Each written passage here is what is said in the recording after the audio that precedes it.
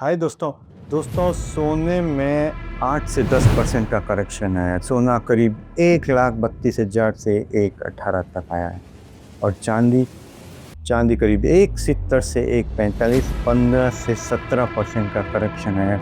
अगर हम technical charts पे मंथली पैटर्न पे देखते हैं, तो एक बहुत बड़ी डोजी बनी है और ये डोजी ऑलमोस्ट 10 से, जैसे सोने में 10% का करेक्शन है तो 10% का रिजेक्शन डोजी है, और चांदी में चूंकि 15 से 17% है तो मंथली चार्ट पे 15 से 17% है। तो अगर हम टेक्निकली स्पीकिंग टर्म्स में बोलें तो सोने और चांदी के मंथली पैटर्न से ऐसा लगता है कि यह जो बुलिश मोमेंटम है यह पूरा हो चुका है, यानी अब और ज़्यादा ऊपर जाने की गुंजाइश नहीं है टेक्निकल चार्ट्स के पैटर्न से। बट हम अगर इसको दूसरे तरीके से देखें कि सोने के प्राइस को किस तरीके से अलग अलग जियोपॉलिटिकल कंडीशंस ने इफ़ेक्ट किया है, तो रशिया और यूक्रेन के इशू पे अभी कोई चेंजेस नहीं है।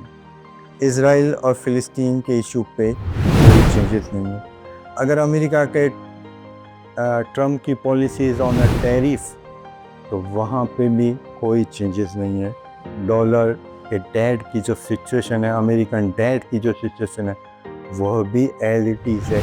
तो इंटरनेशनल लेवल पे जो सेंट्रल बैंक का रुझान है, ऐसा लगता है कि अभी भी डॉलर से हट के गोल्ड में रहने के चांसेज है। तो जो इंटरनेशनल लेवल पे जियोपॉलिटिकल सिचुएशन को देखते हुए लगता है कि नहीं, ऐसा कोई अभी फिलहाल पैटर्न चेंज होता हुआ नहीं लगता, जब तक कि कोई दूसरी अच्छी न्यूज़ उस तरीके की नहीं आती। तो जियोपॉलिटिकली सोने की सिचुएशन में कोई चेंज नहीं लगता। नो डाउट टेक्निकल चार्ट्स पे ऐसा लगता है कि ये जो बुलिश मोमेंटम है वो पूरा हो गया। और एक तीसरा एस्पेक्ट और आपको बताऊं कि यह जो 18 अक्टूबर को एकदम करेक्शन स्टार्ट हुआ था, एक एस्ट्रोलॉजिकल पैटर्न आपको बताता हूँ, शेयर करता हूँ कि 18 अक्टूबर को, उसी दिन जिस दिन करेक्शन स्टार्ट हुआ था, उसी दिन गुरु ने अपनी राशि परिवर्तन की थी। गुरु मिथुन राशि से कर्क राशि में एकदम उच्च का होता है, तो एस्ट्रोलॉजिकली एकदम, और वहीं पे करेक्शन आना शुरू हुआ। तो गुरु जब उच्च का होता है तो कई बार, मतलब ऐसा आप समझ सकते हैं कि एक पॉजिटिव पावर स्ट्रॉन्ग मोमेंटम में है। अगर पॉजिटिविटी स्ट्रॉन्ग है तो दूसरे फियरफुल इंसिडेंट्स कम हो सकते हैं, लोगों का फियर की तरफ रुझान कम हो सकता है, और गोल्ड का प्राइस फियर की वजह से बढ़ता है। तो गुरु स्ट्रॉन्ग है, बट अभी 11 नवंबर से एस्ट्रोलॉजिकली गुरु फिर से वक्री हो रहे हैं, और दिसंबर के महीने में तो फिर से मिथुन राशि में चले जाएंगे।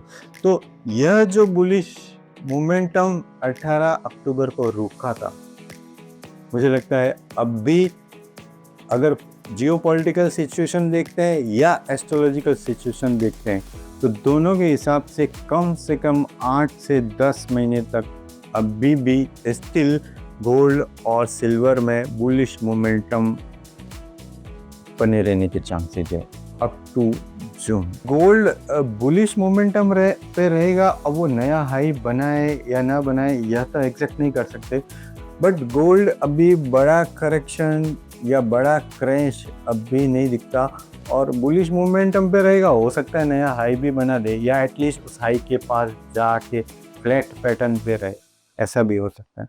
Thank you.